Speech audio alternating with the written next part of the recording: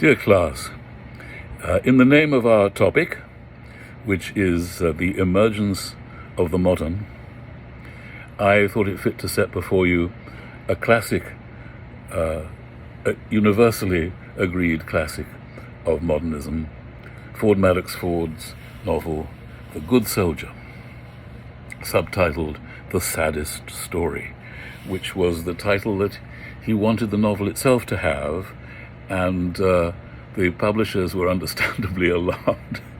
How many people are going to want to be in the right mood to buy something called The Saddest Story? Not many, they thought, and they may have been right.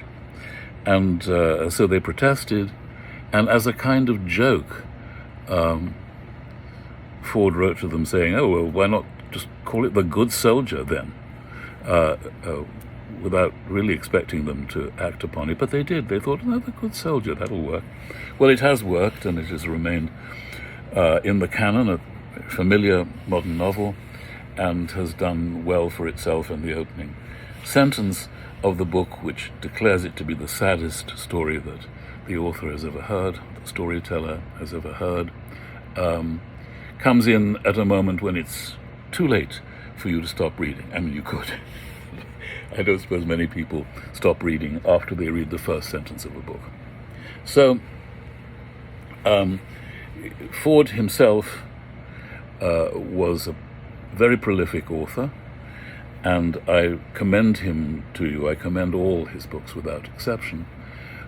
Mainly, I think, his masterpiece, Parade's End, a book of 4 novels set in and around the First World War, and including A Man Could Stand Up, a book so brilliant and harrowing about the trench warfare during the First World War that it has few peers in the long annals of war novels.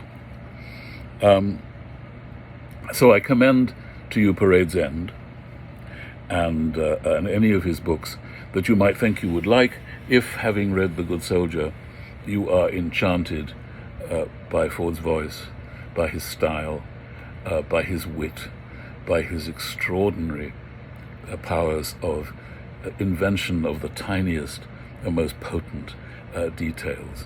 A brilliant writer in terms of his ability to summon up the real down to its very fingernails.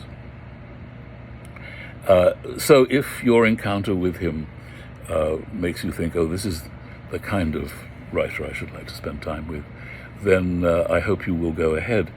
I did so, and I was introduced to Ford in a way that I have regaled classes with for the last, oh Lord, 50 years.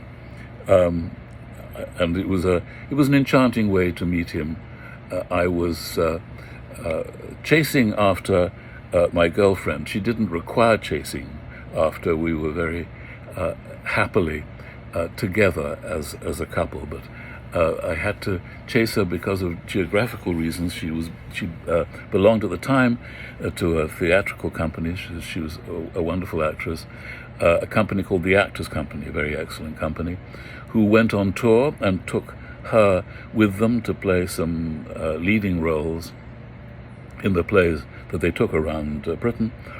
And not wanting to lose touch with her, I decided I would trail along after her. At one point, when an actor fell sick, I very nearly got cast in one of the plays. I was disappointed to find that he recovered his health, perhaps as soon as he learned that I was going to play his part. So I didn't want to lose touch, so I was an avid bicyclist at the time, and I cycled, as it were, following the coach that took the company, or maybe it was just a lot of individual cars. And when they and I both reached the northwest of England, I don't know where Fiona, my lady love, was then exactly, but we didn't share a room at the time of this particular event. I was in a bed and breakfast, and in this bed and breakfast, other than the obligatory Bible, was one book that somebody had abandoned there with its cover torn off, and it happened that edition of this book had nothing at the top of the page to designate author and title of book, only the page numbers at the bottom. So I didn't know what I was picking up. I started to read, fell deeply in love with the book and the author, and I later discovered it was a book called Some Do Not ... It's the title. The first book of Parade's End. But it took years to find out what that was. I had no idea how to set about that. We had no internet in which you could write in the opening sentence, which is all I had. So I had to go around asking people, have you ever read a book featuring a man called Christopher Tietjens and his adventures on the verge of the First World War? And maybe in the end somebody did and said, oh, for God's sake, yes, that's a very much acclaimed book. And so I was able to discover who it's like you meet a girl or you see her on the bus, only in this case I was able to spend much more time with the book than most of us are when we see a girl across a room or seated on the bus and you don't know who she is, and maybe you come back the next week to get on the same bus at the same place in the hope that she will be there again on this bus. It's a pretty desperate measure. And so I was taking a similar measure. I was reduced to similar recourses with Some Do Not and with Ford. Of course, when this pursuit pays off, as with the girl on the bus, it does a great deal for the target of your pursuit. It becomes very special, the amount of effort you've put into making her or it, the book, part of your active, ongoing life.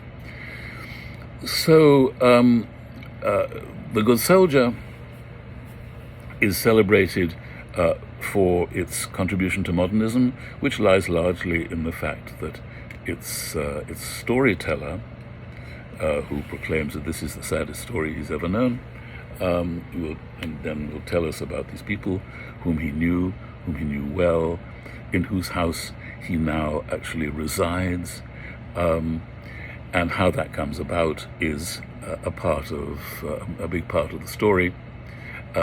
His way of telling us this tale, something that storytellers have been doing since the dawn of literature, if not the dawn of time, is singular in so much as he tells it so apparently clumsily, so apparently spontaneously, with so many apparent leaps forward and leaps back. And the artfulness of all this is to disguise the fact that we are actually being told the story in the perfect order.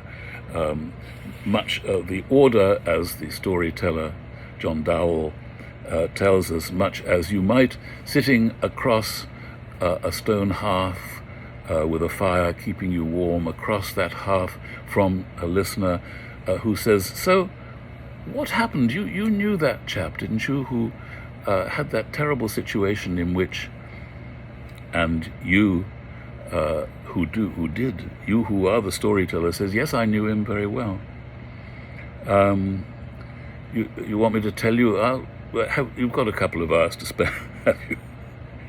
And the storyteller begins as we would all begin with a story of that scale, going back, jumping forwards, going back again, and yet so artfully keeping us excited and waiting for the next revelation and wondering where it's going, that it forms a much more compelling telling than a chronological one. There is, once you boil it down to that, nothing unduly original about it. But the storyteller insists throughout the telling of the book that he never understood what was going on, and he still doesn't really understand how it could all have come about. And he says on more than one occasion, it is all a darkness. And he leaves it to you to make sense of the motives of the participants and the human behavior, the behavior that brings it about. And he constantly gives up on the attempt to understand what he is telling, having himself been, as you swiftly discover in the book, subject to all kinds of delusions and illusions about the people that he was closest to in his life, whose real motives and secret behavior he knew nothing of. So it's a story told by a patsy who gradually uncovers the truth, or as much of it as he can see. Now, this is as ancient a proceeding as there can be. The story of King Oedipus, who arrives at the beginning of the play in the central agora, the central square of his own city of Thebes, where he is king, a city which has been incomprehensibly polluted in ways that seem to point to crimes that have been committed and that need to be brought to justice. And so he sets out to do exactly that and find the person who has committed these crimes. And as everybody, pretty much everybody, in the theatre of Dionysus in Athens watching this play, King Oedipus, for the first time, everybody knew that he was in fact King Oedipus, who was the criminal and was the detective, as well as the criminal, as well as the murderer, the guilty party, as well as the detective in his own story.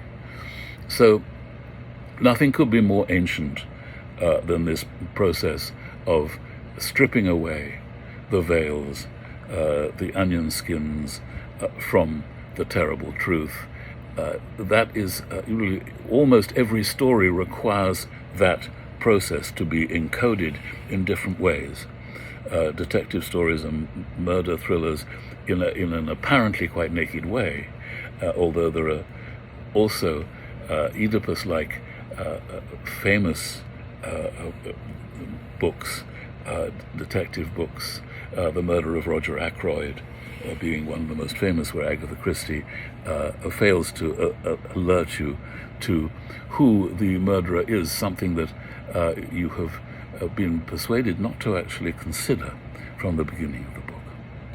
And this process is rebaptized by Ford in the wonderful telling of his tale, although I do somewhat suspect that it's not the so-called modernist aspects, the so-called unreliable narrator. In fact, no one could be more reliable than the poor fool who tells us the story of the good soldier. I'm not convinced that these so-called modernist elements are what has commended the book to so many generations now. Well, I say so many generations, to 2, 3, possibly even 4. Yes, probably 4 now, generations of readers. I think what has commended this book to subsequent readers is the beauty and the wit and the extraordinary comedy. The death of Maisie Maiden, one of the characters, who falls into a large steamer trunk, like a person being devoured, as the storyteller tells it, by a crocodile. These are classic moments of Fordian invention.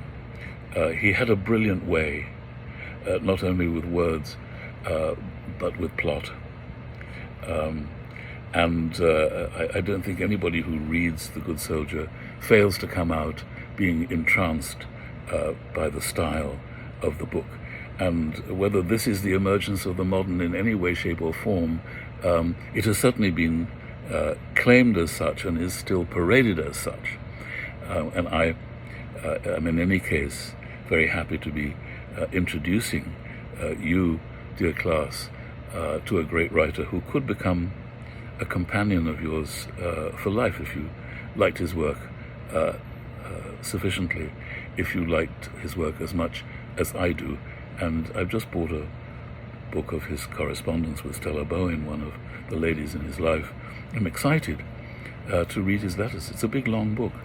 But as you get to know and cherish a writer, you want to know more and more about them, and it's very fulfilling. So I wish you well of this book, and its author. Goodbye, my dears.